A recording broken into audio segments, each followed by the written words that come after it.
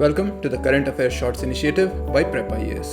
इस इनिशिएटिव में हम कवर करते हैं कुछ ऐसे टॉपिक्स जो रिसेंटली न्यूज़ में रहे हैं। तो चलिए आज के वीडियो की शुरुआत करते हैं और आज हम ये टॉपिक्स कवर करने जा रहे हैं। So let's quickly start with our first topic. Our first topic is climate change as a public health emergency.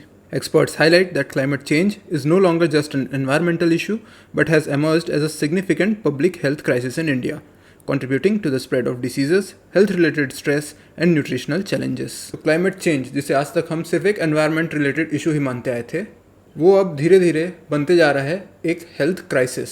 और एक्सपर्ट्स का मानना है कि अगर अभी इस डेंजर को नहीं समझा गया तो आगे चल के इंडिया के लिए एक मेजर इशू भी बन सकता है। तो कैसे क्लाइमेट चेंज बन गया है एक हेल्थ इशू? ऐसे कौन से फैक्टर हैं which are worsening the situation? What are some key factors that are increasing this health risks? And most important of all, Supreme Court ने इस बारे में क्या कहा है? ये सब हम कवर करने वाले हैं आज इस टॉपिक में। तो ऐसे क्या हेल्थ ट्रेंड ऑब्जर्व किए गए जिसके कारण क्लाइमेट चेंज को भी एक पब्लिक हेल्थ क्राइसिस भी मान लिया गया है? पहले तो ये ऑब्जर्व किया गया जो सीजनल डिसीजेज हैं ये अब एक्सटेंडेड पीरियड्स के लिए एग्जिस्ट कर रहे हैं। ऐसा क्यों हो रहा है? क्योंकि एक तो रेनफॉल का पैटर्न बदल रहा है ना, कोई फिक्स पीरियड नहीं है कि इस समय ही रेनफॉल का पीक रहेगा और इस समय नहीं होगा। आजकल कभी भी रेनफॉल हो जाती है और जिस समय होना है तब नहीं भी होती है। और इसके अलावा जो टेम्परेचर साइकिल्स हैं वो भी ड्रास्टिकली चेंज हुए हैं। इस कारण इन डिसीजेस का ओवरऑल जो टाइम था वो अब बढ़ चुका है। फिर जो डिसीजेस हैं जैसे कि मलेरिया, ये ऑब्जर्व किए जा रहे हैं अब ऐसे एरियाज़ में जो पहले अनअफेक्टेड थे, क्योंकि यहाँ ठंडा वातावरण था तो यहाँ पे ये फैलते नहीं थे ये डिसीजेस, पर अब ऐसी जगहों में भी फैलने लगी हैं। उसके बाद एयर पॉल्यूशन बढ़ रहा है तो उससे PM 2.5 का लेवल बढ़ रहा है और रेस्पिरेटरी डिसीजेस हो रही हैं। और एक इशू जो है ग्रोइंग हीट स्ट्रेस का, जो भी हम समर में और ऑब्जर्व करेंगे कि नाइट टाइम टेम्परेचर्स हैं वो रिड्यूस नहीं हो रहे हैं और इसके कारण जो हीट रिलेटेड इलनेस है और उसके कारण होने वाली मौतें हैं वो बढ़ते जा रही हैं। तो ये जो नाइट टाइम टेम्परेचर बढ़ने वाला सीन है इसको हम और डिटेल में कवर करने वाले हैं अर्बन हीट आइलैंड इफेक्ट में। अर्बन हीट आइलैंड इफेक्ट क्या है कि शहरों में हम लगातार बिल्डिंग्स बनाए जा रहे हैं, इससे बिल्ट अप एरिया बढ़ रहा है और ये नई बिल्डिंग्स बनाने के लिए हम लगातार ट्रीज़ कट कर रहे हैं और जो ग्रीनरी है वो कम होते जा रही है। इससे ये होता है कि जो नॉर्मली ऑब्जर्व किया जाता है कि दिन के टाइम हमारी सराउंडिंग्स गर्म होते जाएंगी, लेकिन जैसे ही नाइट टाइम होगा धीरे धीरे वो कूल होते जाएंगी, फिर नेक्स्ट डे साइकिल रिपीट होगा। पर अब हमने बिल्टअप एरिया इतना बढ़ा लिया है कि ये जो हीट है ये एस्केप ना होकर ट्रैप हो जाती है हमारे कॉन्क्रीट के स्ट्रक्चर्स में और इस कारण नाइट टाइम में भी सिटीज़ कूल नहीं हो पा रही हैं और फिर नेक्स्ट डे स्टार्ट हो जाता है तो ये फर्दर हीट होने लगती हैं। तो इसको कहा जाता है अर्बन हीट आइलैंड इफेक्ट और ये अर्बन एरियाज़ में ही देखा जाता है क्योंकि वहाँ पे बिल्डिंग डेंसिटी बहुत हाई होती है। इसको हम लोग एक पोस्टर से भी देख लेते हैं। ये देखिए अर्बन हीट आइलैंड इफेक्ट, हमारा बिल्ट अप सरफेस बढ़ते जा रहा है, इसमें कॉन्क्रीट है, एसफॉल्ट है, ये ज़्यादा हीट ट्रैप करते हैं। फिर इसके साथ साथ वेजिटेशन भी कम होते जा रहा है। फिर शहरों में हम AC यूज़ करते हैं, व्हीकल्स यूज़ करते हैं, इंडस्ट्रीज़ होती हैं, इसके कारण वेस्ट हीट एमिशन भी बढ़ रहा है और इसके कारण क्या हो रहे हैं? हायर टेम्परेचर्स हो रहे हैं दिन में भी और रात में भी। फिर इसके कारण हीट स्ट्रोक और हार्ट स्ट्रोक दोनों का खतरा बढ़ता है। एयर क्वालिटी ख़राब हो रही है और जितना हीटिंग होगी उसके कारण सबको AC चलाना है, कूलर चलाना है, तो एनर्जी डिमांड भी लगातार बढ़ते जाएगी और इस एनर्जी को प्रोड्यूस करने के लिए हमको और कोल बर्न करना पड़ेगा जो कि फिर से हीटिंग के लिए एक सोर्स बन जाएगा। तो एक विशियस साइकिल बन जाती है इससे। और इसको काउंटर करने के क्या तरीके हैं? तो पहला जो सबसे क्लियर तरीका है वो तो है एफॉरेस्टेशन, ग्रीनरी बढ़ाई जाए। फिर रूफ में ऐसे मटेरियल यूज़ किए जाएँ जो थोड़ा कूलिंग को बढ़ाएं, सोलर पैनल्स वगैरह यूज़ किए जाएं। ऐसे बहुत सारे इनके मिटिगेशन टेक्निक्स हैं जो अब हम देखना शुरू कर रहे हैं। चलिए तो वापस आ जाते हैं। इस हीटिंग का एक जो बहुत मेजर इम्पैक्ट है वो तो होता है वाटर स्कैर्सिटी के रूप में, क्योंकि जितनी हमारी बेसिक कूलिंग टेक्नोलॉजीज़ हैं वो वाटर यूज़ करती हैं इसके लिए और इसी कारण वाटर का ओवर यूजेज होने लगता है और ड्रॉट लाइक कंडीशंस भी बन जाती हैं। जब ऐसी कंडीशंस बनती हैं तो उसके कारण क्या होने लगता है कि वाटर रिलेटेड डिसीजेस भी बढ़ जाते हैं और इसके कारण अब एग्रीकल्चरल डिसरप्शन भी आने लगता है क्योंकि आपके वाटर रिसोर्सेज भी कम हैं और ये एबनॉर्मल वेदर पैटर्न के कारण जो क्रॉप यील्ड्स हैं वो भी रिड्यूस हो जाती हैं और इससे हमारे फूड क्वालिटी को भी इम्पैक्ट हो रहा है। अब देख लेते हैं कि सुप्रीम कोर्ट ने इस बारे में क्या कहा है।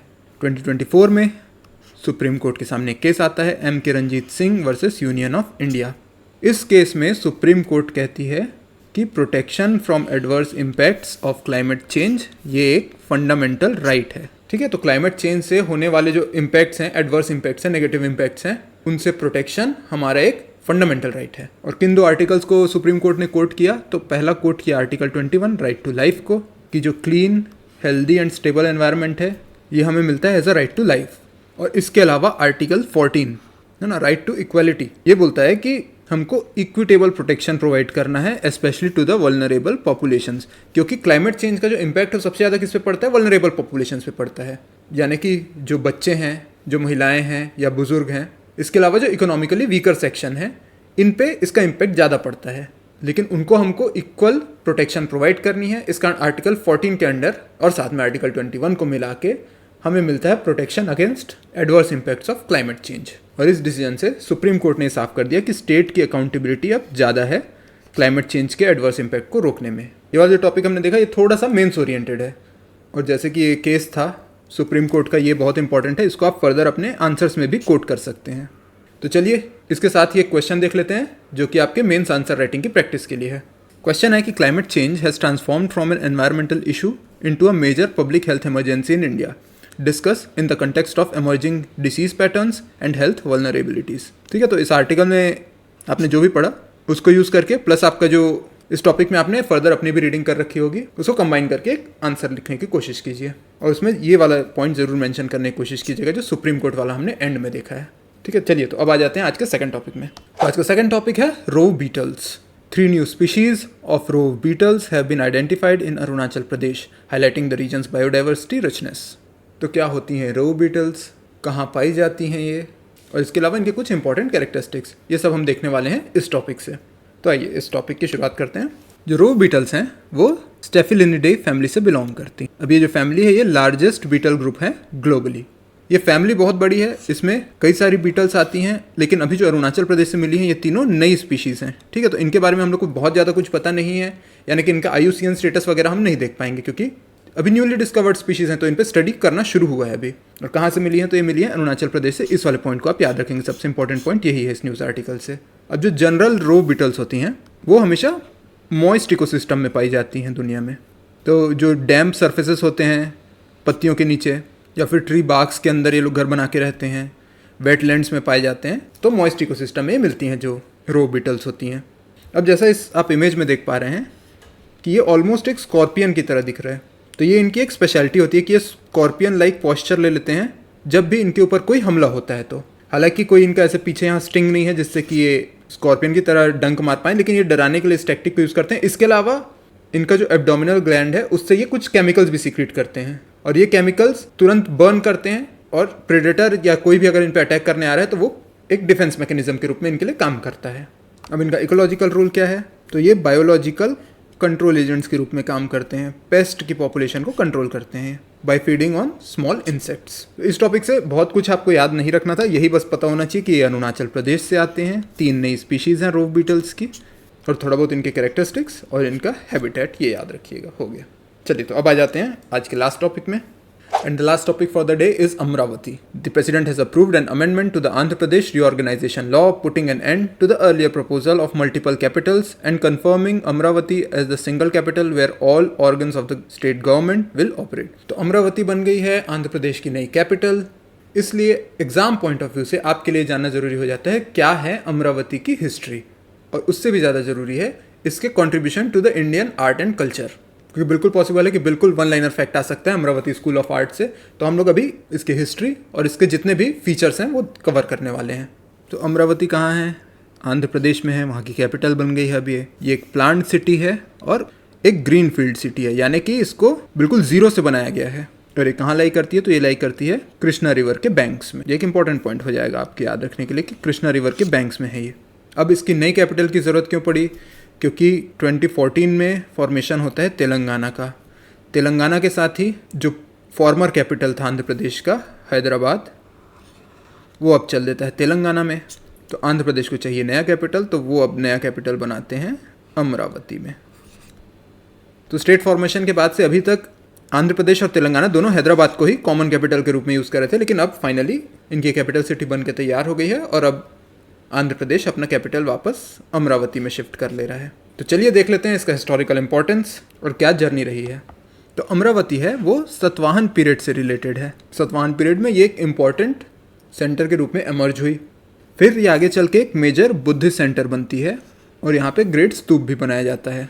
और जैसा कि इस टाइम में ऑब्जर्व किया गया था, और खास करके सतवाहनों के साथ भी जो ऑब्जर्व किया गया था कि ये ना सिर्फ हिंदुइज्म को बल्कि अदर रिलीजन्स को भी प्रमोट करते थे और टॉलरेंट थे उनके लिए। तो यहाँ पे शैविज्म का भी एक सेंटर है, अमरेश्वर टेम्पल के रूप में, और ये बुद्धिस्ट सेंटर के रूप में तो बाद में डेवलप हुआ ही। खास करके जब 7th सेंचुरी में ह्यून सांग है वो आते हैं विजिट करने, तो उसका कहना है कि यहाँ पे मोनेस्ट्रीज भी बनी हुई थी और एक फ्लरिशिंग बुद्धिस्ट कल्चर था। ठीक है, उनकी जो बुक है CU की, उसमें उन्होंने इसको मेंशन किया था। तो एक जो सबसे इंपॉर्टेंट कॉन्सेप्ट आता है इस टॉपिक से वो है अमरावती स्कूल ऑफ आर्ट का। क्या है अमरावती स्कूल ऑफ आर्ट? ये एसोसिएटेड है स्कल्पचर मेकिंग से या फिर स्कल्पटिंग से। किससे बनाए जाते हैं स्कल्पचर? तो यूजुअली बनाए जाते थे लाइमस्टोन से। ये नैरेटिव पैनल्स होते थे जो कि लाइफ ऑफ बुद्धा को डिपिक्ट करते थे। यहाँ पे आप राइट में देख भी सकते हैं। ठीक है, पूरे के पूरे पैनल्स बनाए जा रहे हैं और ये पैनल्स एक स्टोरी बताते थे और यूजुअली ये बुद्धा की लाइफ से रिलेटेड होती थी क्योंकि बुद्धिस्ट सेंटर के रूप में ये डेवलप हुआ था। और यूजुअली जो बुद्धिस्ट स्तूप होते थे उनको डेकोरेट करने के लिए इसको यूज़ किया जाता था। अब अगर अमरावती स्कूल ऑफ आर्ट की बात कर रहे हैं तो दो और स्कूल देख लेते हैं। एक है हमारा गांधार स्कूल ऑफ आर्ट और एक है मथुरा स्कूल ऑफ आर्ट। जो गांधार स्कूल ऑफ आर्ट है ये आउटसाइड इंडिया डेवलप हुआ है ना। इसमें ग्रीक और रोमन ये दोनों इन्फ्लुएंस थे और इसमें यूज़ किए जाते थे ग्रे स्टोन। जबकि जो मथुरा स्कूल ऑफ आर्ट है वो इंडिया का इंडिजिनस आर्ट है और इसमें यूज़ किए जाते थे रेड सैंडस्टोन। ये तीनों के तीनों आर्ट ही बुद्धिज़्म से रिलेटेड हैं, तो इनका कंपैरिजन भी इजी हो जाता है। इस कारण आपको ये याद रखना है कि जब अमरावती स्कूल ऑफ आर्ट की बात होगी तो यूज़ किए जाएंगे लाइम स्टोन्स। जो गांधार स्कूल ऑफ आर्ट है वो यूज़ करेगा ग्रे स्टोन्स और जो मथुरा स्कूल ऑफ आर्ट है वो यूज़ करेगा रेड सैंडस्टोन। इसमें से जो गांधार स्कूल ऑफ आर्ट है ये आउटसाइड इंडिया डेवलप हुआ है, जबकि जो मथुरा और अमरावती हैं ये दोनों इंडिया के इंडिजिनस आर्ट स्टाइल हैं। ये नॉर्थ इंडिया से आता है जबकि जो अमरावती है वो साउथ इंडिया से आता है। ठीक है, तो इसका जो कल्चर वाला पोर्शन है वो आपके लिए ज़्यादा इंपॉर्टेंट है याद रखने के लिए। और अब अमरावती बन गई है आंध्र प्रदेश की स्टेट कैपिटल। तो चलिए अब देख लेते हैं आज के प्रैक्टिस क्वेश्चंस। तो जो फर्स्ट क्वेश्चन है वो थोड़ा कठिन होने वाला है। With reference to the increasing linkage between climate change and public health in India consider the following statements. 3 statement दिए हुए हैं, तीनों को स्टडी कीजिए and depending on the options give the correct answer. ठीक है, थोड़ा सा टफ है ये वाला क्वेश्चन, इसमें थोड़ा सा टाइम लेके इसको आंसर करने की कोशिश कीजिएगा। जो सेकंड क्वेश्चन है वो है recently 3 new species of rove beetles were discovered in a particular Indian state. This discovery highlights the rich biodiversity of the region. The species were reported from which of the following states. अब यहाँ पे 4 states दिए हुए हैं और question को tough बनाने के लिए चारों के चारों स्टेट नॉर्थ ईस्ट से ही आते हैं। तो चलिए इस क्वेश्चन को भी आंसर कीजिएगा। अब देख लेते हैं कल के क्वेश्चंस। आपको इकोनॉमिक टर्म्स दिए हुए थे, उनकी डिस्क्रिप्शन दी हुई थी, उसको मैच करना था और इसका आंसर है ए। इसमें जो आपको मेन कन्फ्यूजन होने वाली थी वो इन दोनों में होने वाली थी, डिफ्लेशन और डिसइन्फ्लेशन में, है ना। तो इनका डिफरेंस को याद रखिएगा। अब आ जाते हैं सेकंड क्वेश्चन में। Bengal florican is primarily found in Assam and Arunachal Pradesh in India with key habitats including areas such as Kaziranga National Park. The species is classified under which one of the following categories in IUCN Red List? तो बताइए IUCN Red List में Bengal florican की क्या category है? तो इसका answer है D, critically endangered. और अब आ जाते हैं लास्ट क्वेश्चन में जो कि था टार बॉल्स के बारे में। Tar balls are formed due to weathering of crude oil and the second statement was tar balls are easily biodegradable and therefore do not persist for long in the marine environment. तो यहाँ पे clear दिख रहा है कि first statement तो सही है और सेकंड स्टेटमेंट गलत है। इसका आंसर हो जाएगा A. Right, so that was all for today. Try to answer the questions. जो फर्स्ट क्वेश्चन है आज का वो थोड़ा सा टफ है, उसको आंसर करने की कोशिश कीजिएगा और कमेंट सेक्शन में हमें बताएं क्या आंसर है। Right then, keep preparing and I will see you in the next video.